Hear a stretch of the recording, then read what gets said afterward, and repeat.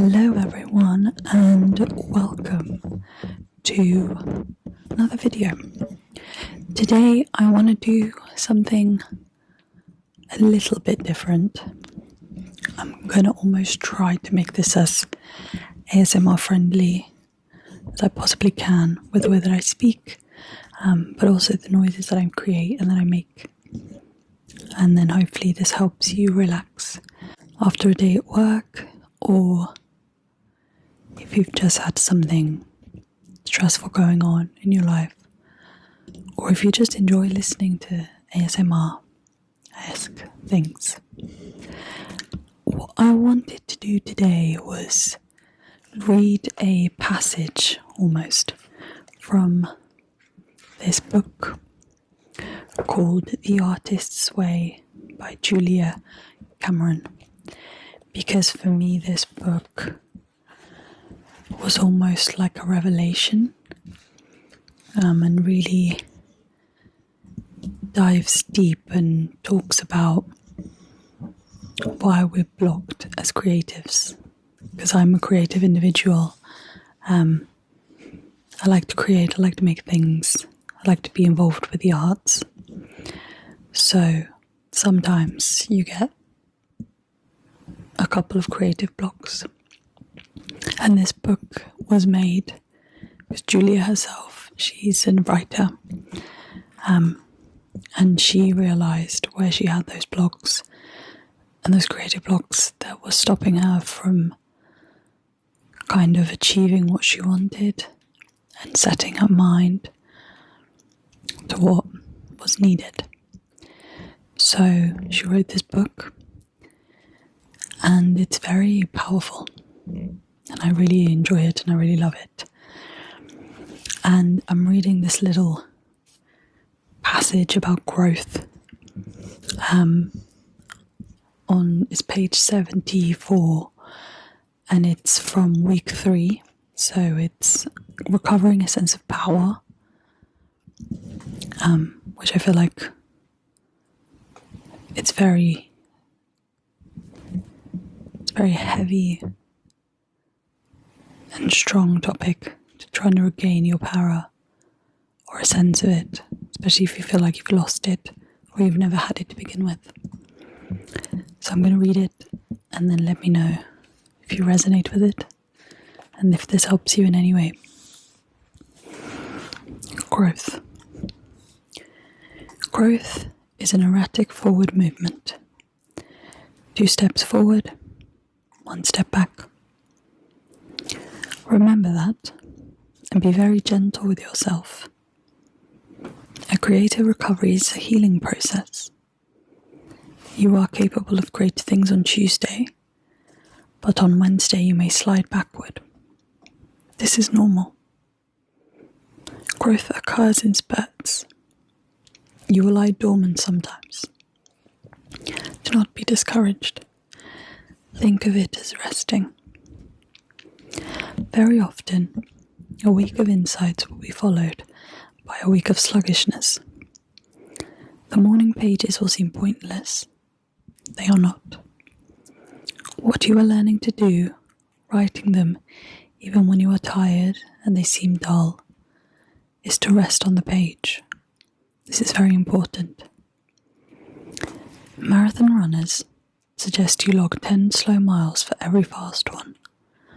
The same holds true for creativity. In this sense, easy does it is actually a modus operandi. It means easy accomplishes it. If you will hew to a practice of writing 3 pages every morning and doing one kind thing for yourself every day, you will begin to notice a slight lightness of heart. Practice being kind to yourself in small, concrete ways. Look at your refrigerator. Are you feeding yourself nicely? Do you have socks? An extra set of sheets? What about a new houseplant? A thermos for the long drive to work? Allow yourself to pinch out some of your old ragged clothes You don't have to keep everything. The expression, God helps those who help themselves, may take on a new and very different meaning.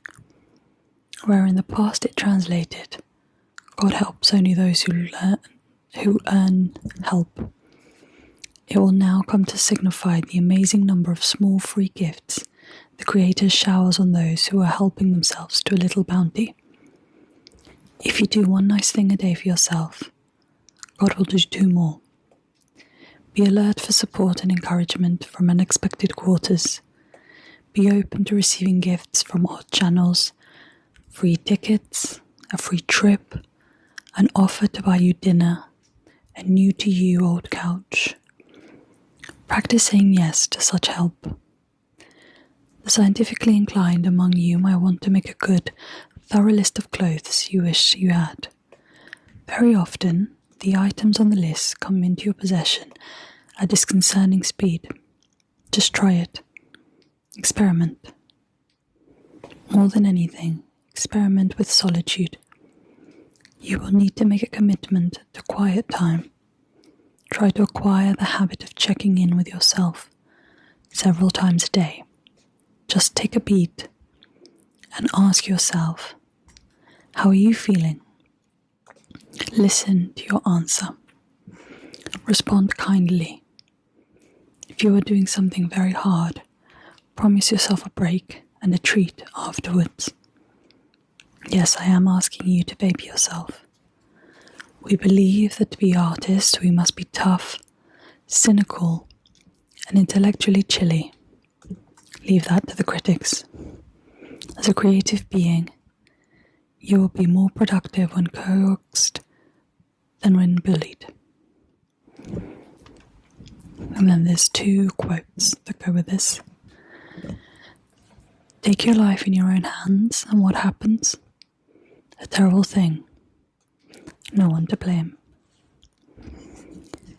There is a vitality, a life force, an energy, a quickening that is translated through you into action. And because there is only one of you in all time, this expression is unique. And if you block it, it will never exist through any other medium and will be lost. That's just a little passage that I wanted to read from week 3. And if that resonated, or maybe it didn't, maybe you want to challenge it or question it. I think it's always good to have our own opinions on things, on what fits and works for us. Might not work for others, but it's good to know what does work and what doesn't. That being said, I'm going to create some noises to help you relax and drift you off to sleep.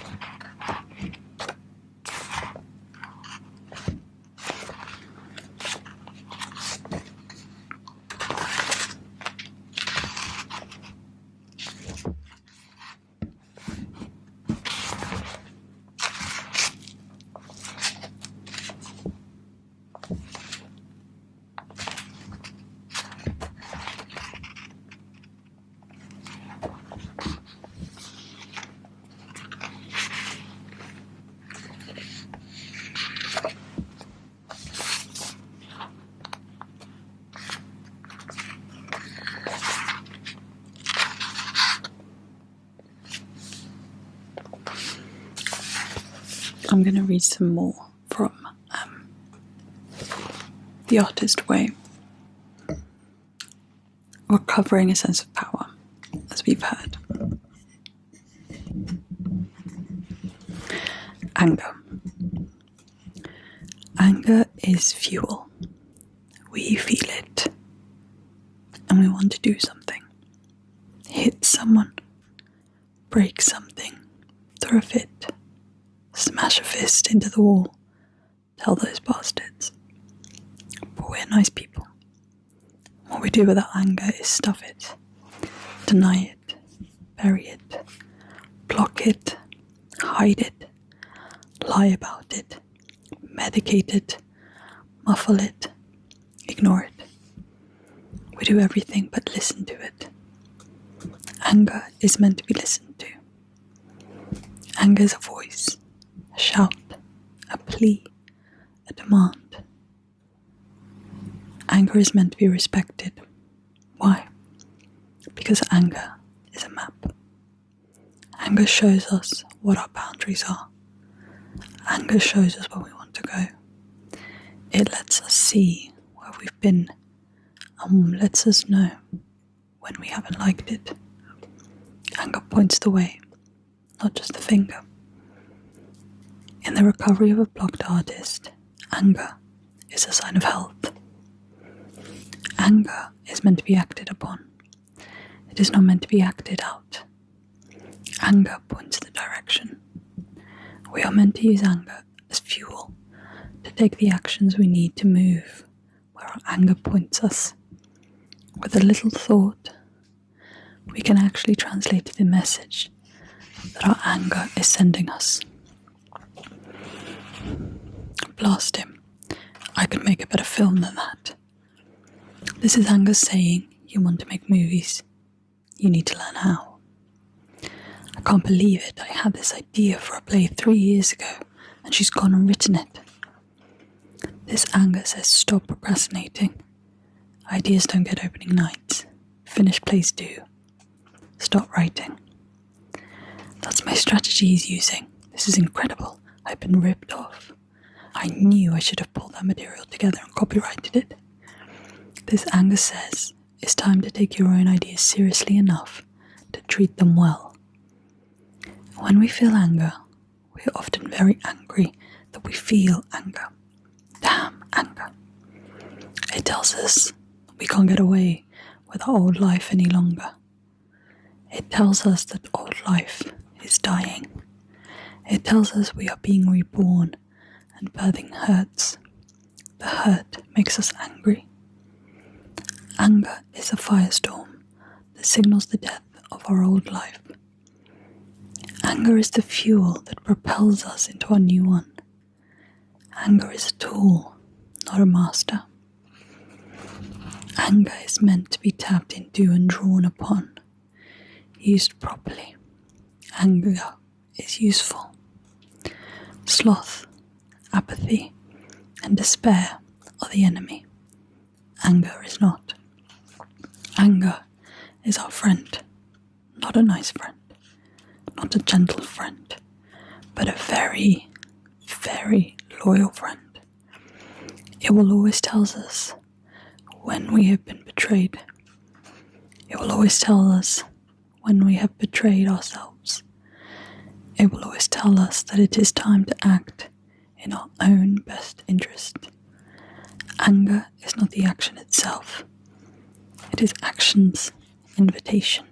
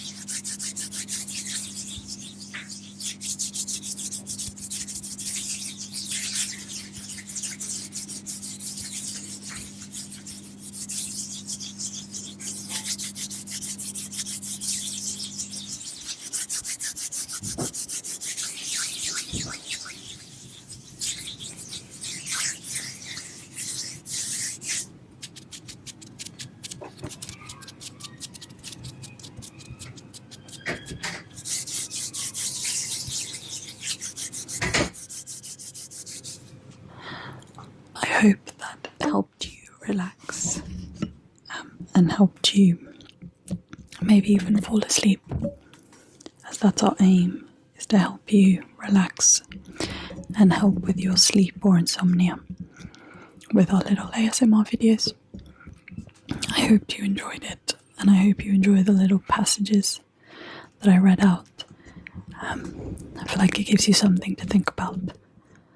Yes, and stay tuned for more videos next week.